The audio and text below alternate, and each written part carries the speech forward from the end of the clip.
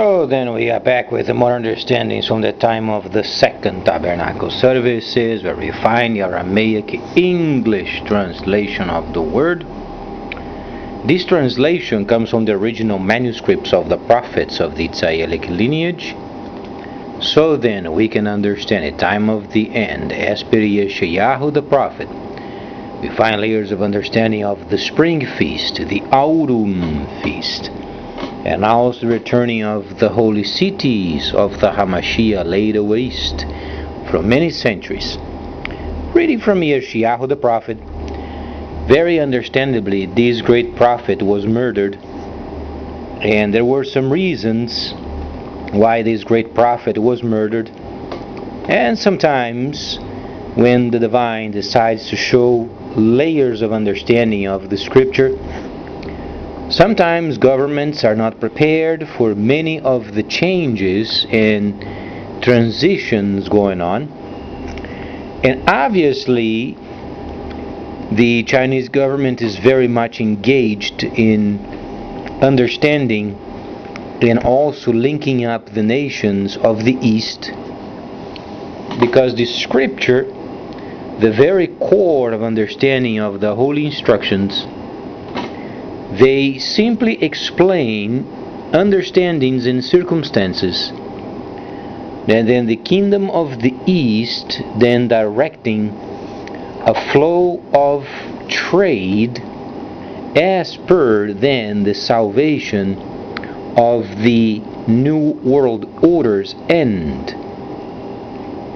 Contrary to what so many people thinking, the New World Order has ended, and the new portion of the restoration period has then initiated, and that's why there are so many translations of the scripture that do not cover this particular situation.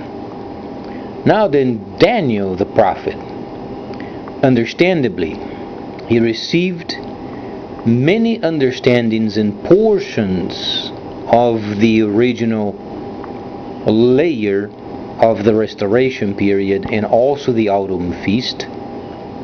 But primarily, this scripture is geared towards the preparation of the restoration.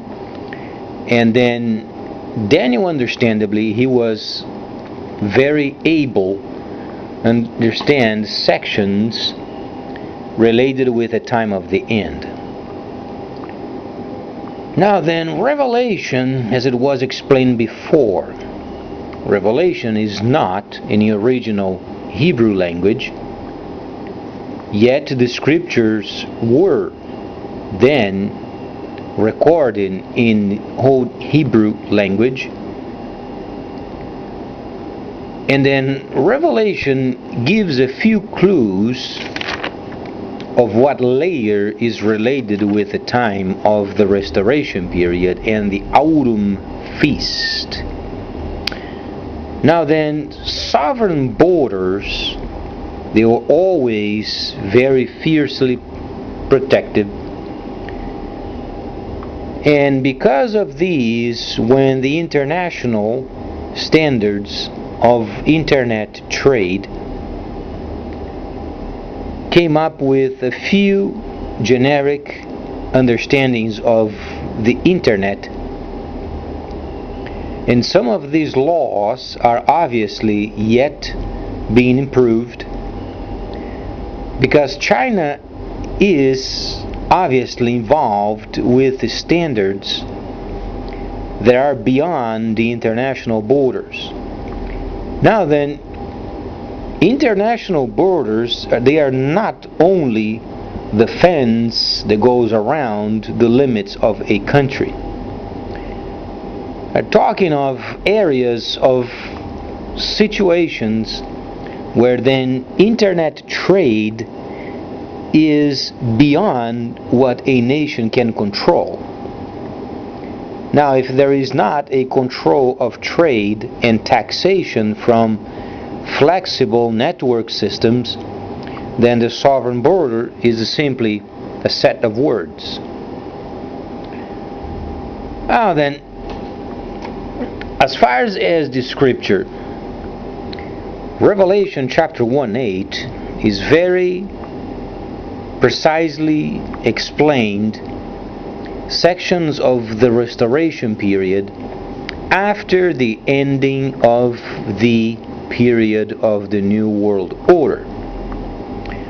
Now then, many people, they are not studying the original manuscripts. They have no idea what standards they should understand from the scripture because they simply don't understand the future. The future for most of the nations, they are simply unknown, whereas from the original manuscripts is delineated very precisely, very simply what's coming in the future. So then, because of the nature of the scripture, chapter 1:8 of Revelation explains then Allah's, that great city, speaking of Babylon and some of the understandings of the spiritual portion of this great trade nation where then Daniel the prophet was involved with. Now then, as far as what the restoration period is bringing, why is it that so many people, they do not take the time, why they don't read the original manuscripts from Hebrew? Now then, what are then the evidences of these layers when Revelation then is given?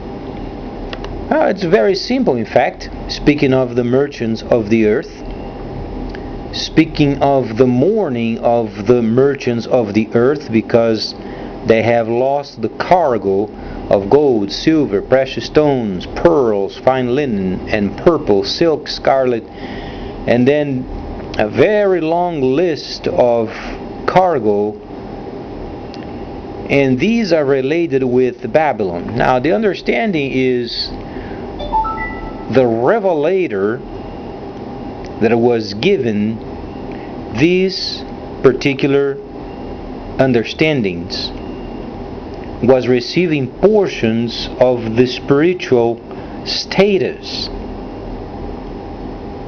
of what the nation went on during the reign of the Babylonian king. Now then, understandably, Babylon is given as an example, but the scripture must be adapted because of the language used in modern days.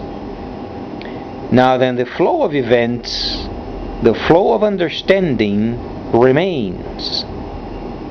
Now the language of the modern days have changed. Now then, Revelation or Galah truly explains these particular cargoes of ships or merchants. They are linked up with a power of the Gentile world related with other nation, but the spiritual link is given via the Babylonian kingdom.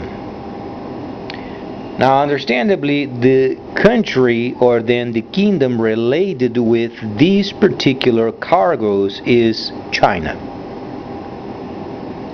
As it was explained before, there are prophecies that are reflected and prophecies that are obviously related with the literal content. Now then, when people don't understand the prophecies and the original prophecies, a problem develops because they get stuck in the text with data that though the flow of events remains and it is active, however the data from where this flow of events come from, they read in an outdated fashion.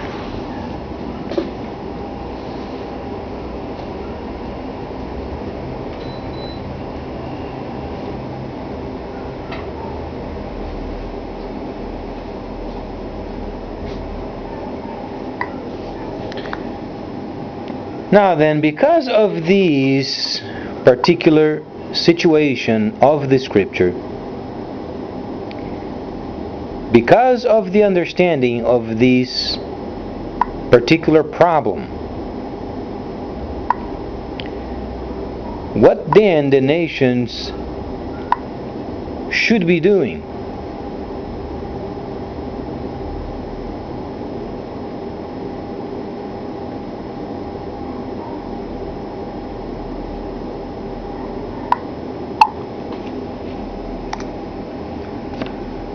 Should the nations then become like ostriches, where then when there is danger in the market they stick their heads in the sand and pretending that the world somehow, some way, some sort of a divinity is going to save them from their problems? Now then, the scripture in Revelation states very precisely portions of the scripture related with trade. So next time I'm going to evaluate more of these from the enlightenment of the kingdom of the East. So please stay tuned, much more coming up.